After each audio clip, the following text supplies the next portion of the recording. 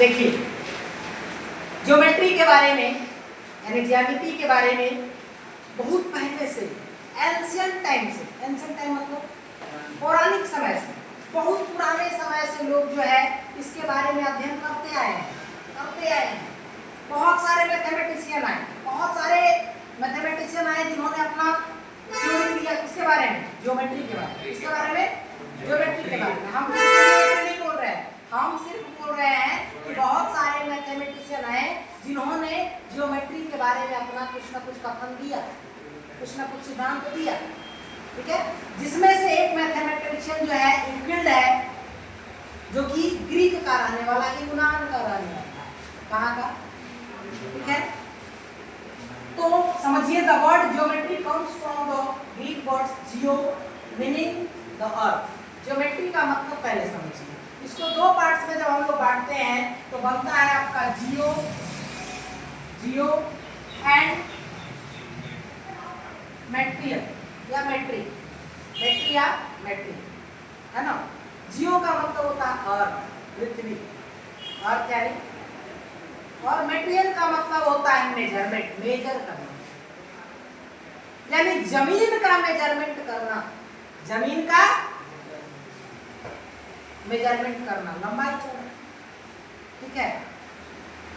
जमीन का मेजरमेंट करना तो क्या मेजर करोगे, लंबाई चौड़ाई में मेजर करोगे, है, ठीक है।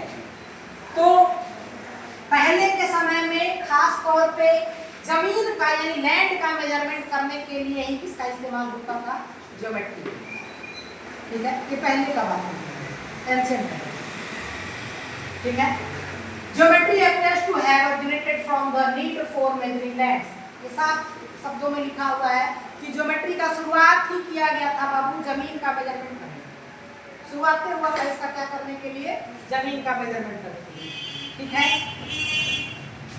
The Greek developed geometry in very systematic manner. Three Greek mathematicians, namely Thales, Pythagoras, and Euclid, contributed a lot to geometry. कहने का मतलब ज्योमेट्री हम बताएं कि बहुत पहले के समय से लोग जो है इस पे क्या कर रहे हैं, रिसर्च कर रहे हैं, ठीक है। नई नई चीज़ों को लोग ला रहे हैं, अपना अपना थ्योरी दे रहे हैं, लेकिन फेमस सब तो नहीं हो जाएगा, पढ़ा सब रहा है, क्या सब फेमस हो जाएगा, हम भी फेमस थे, लेकिन कुछ लोग ना फेमस है, पढ़ा तो बहुत लोग रहा है, उसमें से हम भी फेमस नहीं, है ना। देखिए उसी प्रकार से कुछ लोगों का जो थ्योरी है बड़ी फेमस हो गई, जैसे आपको पाइथागोरस का थ्योरी पढ़ते हैं, है ना, थेल्स का थ्योरी पढ़ते हैं, ठीक है। उसी प्रकार से ज्योमेट्री में सबसे फेमस जो थ्योरी हुआ वो यूक्लिड का, किसका, यूक्लिड कौन है, एक मैथमेटिशियन, कहाँ का रहने वाला, ग्रीक यानी यूनान का रहने वाला, समझ में आया, है ना। तो समझिए आखिर यूक्लिड ज्योमेट्री है क्या, लिखा हुआ है साफ शब्दों में कि the geometry of plane figures, plane figure का जो ज्योमेट्री है उसी को क्या नाम देते हैं, यूक्लिडियन ज्योमेट्री या यूक्लिड ज्योमेट्री। प्लेन फिगर का जो ज्योमेट्री, प्लेन फिगर आप समझते हैं, लाइन, रेक्टेंगल, स्क्वायर, ये सब क्या है, प्लेन, क्या है, प्लेन। तो प्लेन फिगर के बारे में जो स्टडी हम लोग करें उसका सबसे अच्छा थ्योरी जो दिया वो किसने दिया, तो प्लेन फिगर के स्टडी को ही हम लोग क्या नाम देते हैं, यूक्लिडियन। यूक्लिड ज्योमेट्री में बेसिकली और मेनली मतलब मुख्य रूप से हम लोग प्लेन फिगर के बारे में पढ़ते हैं। प्लेन फिगर आपको बचपन से पढ़ते आ रहे हैं, क्लास 3-4 से आपको पढ़ते आ रहे हो, 4 क्लास से आप कितना कर सकते हैं, 4 क्लास में प्लेन फिगर होते हैं, है ना। आगे His famous treatise Elements divided into 30 books। Euclid ने जो थ्योरी दिया ज्योमेट्री से संबंधित, उसने 13 पेज का, 13 पन्नों का या 13 पेज का, 13 पन्नों का या 13 पेज का पन्ना, तो ये क्या कह सकते हो, कह दीजिए कि 13 बुक यहाँ पे लिख दिया है, लेकिन ये गलत है, 13 पन्ना आप कह सकते हो। 13 पन्ना में उसने एक स्टेटमेंट दिया है, ठीक है। उस किताब क्या नाम रखा है उसमें? एलिमेंट्स। क्या नाम रखा है? एक किताब है जिसका नाम है एलिमेंट, उसमें पूरा जो है ज्योमेट्री के बारे में ही दिया हुआ है। किसने? यूक्लिड। किसने? यूक्लिड। ठीक है। और एक से बेहतर एक रिजल्ट दिया है ज्योमेट्री के बारे में, एक से बढ़ के। इसने ज्योमेट्री में कुछ स्टेटमेंट दिया है। स्टेटमेंट का मतलब होता है कथन। स्टेटमेंट का मतलब होता है हिंदी में कथन, जिसे देख कर आप बता सकें कि सही है या गलत। सही है या गलत, वो क्या है? स्टेटमेंट। क्या है? स्टेटमेंट। जैसे हम अभी बोले कि बाबू रे हम व्हाइट बोर्ड पे पढ़ा रहे हैं, ये सही है कि गलत? सही है। हम बोले कि हम अभी आपको स्मार्ट बोर्ड पे पढ़ा रहे हैं, क्या है? है ना दोनों स्टेटमेंट, एक गलत स्टेटमेंट और एक।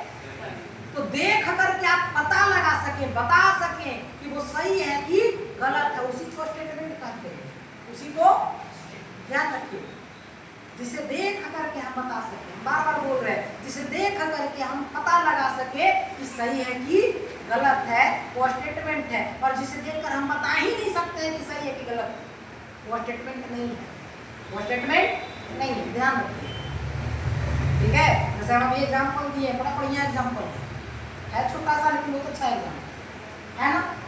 तो यूक्लिड ने कुछ एक्सियोम दिया और कुछ पोस्टुलेट दिए। ठीक है। एक्सियोम 7 दिए। एक्सियोम कितने? 7। और पोस्टुलेट कितने? 5। एक्सियोम कितना दिया उसने? 7। और पोस्टुलेट कितना दिया? 5। एक्सियोम का मतलब होता है कि अपने आप में वो क्या है? प्रूव्ड है। अपने आप में वो क्या है?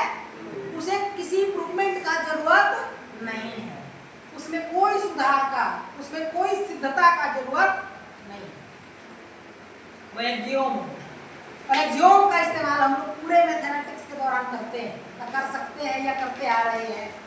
हम तीनों बात बोले हैं, करते आ रहे हैं, कर सकते हैं या कर रहे हैं। ठीक है। एक्सियोम का इस्तेमाल पूरे मैथमेटिक्स में करते हैं हम, लेकिन पोस्टुलेट का इस्तेमाल सिर्फ और सिर्फ geometry.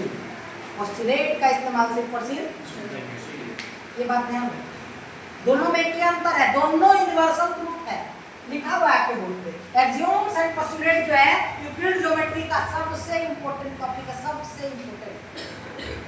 This is the most important topic of Euclid geometry, axioms and postulates. Axioms and postulates. ठीक है क्या? Self evident, self evident, true statement, true statement used throughout mathematics and not especially linked to geometry are called axioms. Self evident अपने आप में एक सबूत है, अपने आप में क्या है? हम बोले कि हमारा कोई मारा है, हमारा कोई मारा है, ये हम अपने आप में सबूत है, गवाह है कि नहीं है कि हमको किसी गवाह का जरूरत है। ये हम अपने आप के सबूत है कि हमको कोई मारा है, कि हम ही गवाही दे रहे हैं, तो इसमें किसी और गवाही का क्या जरूरत है? हम खुद में अपने आप में क्या है? एविडेंट है, प्रूफ का काम कर रहे हैं। आप उसको आप सही मान लीजिए, गलत मान लीजिए, वो आपके ऊपर डिपेंड करता है। लेकिन सामने आपका क्या खड़ा है? एविडेंस खड़ा है, आपके सामने एविडेंस खड़ा है। जैसे अभी हम खैर छोड़िए, मैथ का टॉपिक है, थोड़ा सा हम भटक जाते हैं इससे, हम जानबूझ के भटक रहे हैं। अभी बिहार पुलिस में एक महिला कांस्टेबल है, बिहार पुलिस में, उसका बलात्कार हुआ है। 3-4 दिन पहले की घटना है, शायद आप कुछ सुने ही होंगे। हाजीपुर में, शायद हाजीपुर में, हाजीपुर में, हाँ, वैशाली जिला है घटना। अब बताइए, हम उसको समझाने का प्रयास कर रहे हैं। हालांकि भारत में रेप की घटना बड़ी ज़्यादा बढ़ गया है अभी, किसी प्रकार से भारत सरकार या किसी राज्य की सरकार इसको कंट्रोल नहीं करता है। बताइए ना, अब जो देश का, राज्य का सेवा करने वाले लोग हैं, वो भी सुरक्षित नहीं है, वो भी सुरक्षित नहीं है। सेक्स रैकेट का भंडाफोड़ करने वाला बंटी यादव, पटना स्टेशन पे सेक्स रैकेट चलता है, आप लोग सुने हैं क्या? अरे शाम होते वहाँ पे देह व्यापार होता है, कर भी गई आपको नाम सुने होंगे, वहाँ जाइएगा ना लड़की लोग, हम थोड़ा बोल रहे हैं भले बुरा लगे लेकिन सही बात है, कर भी गैया भूलों के मत जाइएगा, हम बोल रहे हैं इस बात को। आपका टीचर होकर के हम इस बात को बोल रहे हैं कि कभी लड़की लोग अकेले कर भी गैया मत जाइए। कब किसका क्या घटना घट जाए नहीं कहा जा सकता। कर भी गैया पटना जंक्शन, खास करके रात में तो दोनों जाइए, इतना घटिया कंडीशन बनेले है। इसमें पूरा निकम्मा साबित होता है बाबू बिहार सरकार, प्रशासन, पुलिस पूरी तरीके से निकम्मा है, पूरी तरीके से।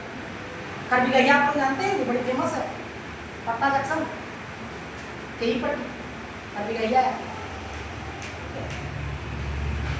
वहाँ पे सेक्स रैकेट चलता था, शाम होते ही लड़कियों का व्यापार होता था। एक आदमी था जो आवाज उठाया, बंटी यादव, उसको जो सेक्स रैकेट चलाता था, ये व्यापार करवाता था, वो लोग मिल करके मरवा दिए। दूसरा, हाजीपुर में एक महिला कांस्टेबल है, पता ना कांस्टेबल है या क्या है, उनका बलात्कार हुआ है, बलात्कार हुआ है। सोचिए कि हमारा सरकार, बिहार की सरकार है, प्रशासन है, पुलिस है, तो कर क्या रही है जब पुलिस का रेप हो जाना है ना। बड़ा दर्दनाक घटना है, बड़ा निर्दयी घटना है ना। तो अगर हम इससे ये समझा रहे हैं कि जिस महिला का बलात्कार हुआ, अगर वो खुद कह रही है कि हमारा बलात्कार हुआ है और फिर भी उससे अगर गवाह मांगा जाए कि सबूत लाइए, ऐसा सुना ऊपर खुदे बलात्कार हुआ, वो कुछ ही सबूत लेके आएगी है, कुछ ही सबूत पेश करेगी, तो बॉडी का जांच कर लो, यही ना कर सकते हो, जांच कर लो। तो वो खुदे गवाही दे रही है उसका बलात्कार हुआ है, तो वो क्या हुआ, सेल्फ एविडेंट हुआ कि नहीं हुआ। हम बस इसको समझाने के लिए, ऐसे आप लोग जान भी गए उस चीज़ के बारे में कि क्या चल रहा है, और ये भी समझ गए सेल्फ एविडेंट का मतलब अपने आप में गवाह है।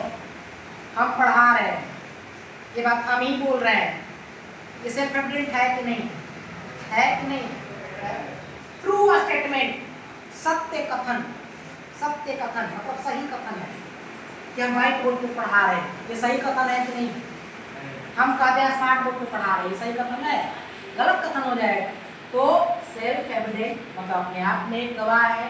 ट्रू स्टेटमेंट मतलब एकदम सत्य है, और यूज थ्रू आउट मैथमेटिक्स, और इसका इस्तेमाल पूरे मैथमेटिक्स में होता है, ठीक है। और जिसका स्पेशल संबंध जो है ज्योमेट्री से नहीं है बल्कि पूरा मैथमेटिक्स में इसका इस्तेमाल होता है, उसको क्या नाम देंगे, एक्सियोम्स। क्या नाम देंगे, पोस्टुलेट, जिसका स्पेशली इस्तेमाल जो है सिर्फ और सिर्फ किसमें होगा, ज्योमेट्री में होगा, उसको क्या नाम देंगे, पोस्टुलेट। बस एक के अंतर है दोनों, एक का इस्तेमाल पूरे मैथमेटिक्स में होगा और दूसरे का इस्तेमाल ओनली ज्योमेट्री में होगा, ज्यामिति में होगा। बस यही एक अंतर है, बाकी सब सेम है। दोनों यूनिवर्सल ट्रूथ है, दोनों यूनिवर्सल ट्रूथ है, दोनों को कोई प्रूवमेंट का जरूरत नहीं है, दोनों अपने आप में प्रूव्ड है, सत्य है, स्थापित है। सॉरी स्थापित नहीं मतलब क्या उसको कह सकते हैं हिंदी में, प्रूव्ड मतलब सिद्ध है, दोनों अपने आप में क्या है, सिद्ध है, उसको सिद्ध करने का जरूरत नहीं है। ट्रू स्टेटमेंट है दोनों, लेकिन दोनों में अंतर क्या है, एक का इस्तेमाल पूरे मैथमेटिक्स में होता है, वो क्या कहलाएगा, एक्सियोम्स, और एक का इस्तेमाल सिर्फ और सिर्फ ज्योमेट्री में होता है, वो क्या कहलाएगा, पोस्टुलेट्स। कितने एक्सियोम्स दिए गए, 7। कितने पोस्टुलेट्स, अब उसके बारे में हम लोग जिक्र करेंगे, इतना हमको दिक्कत नहीं है, ठीक है।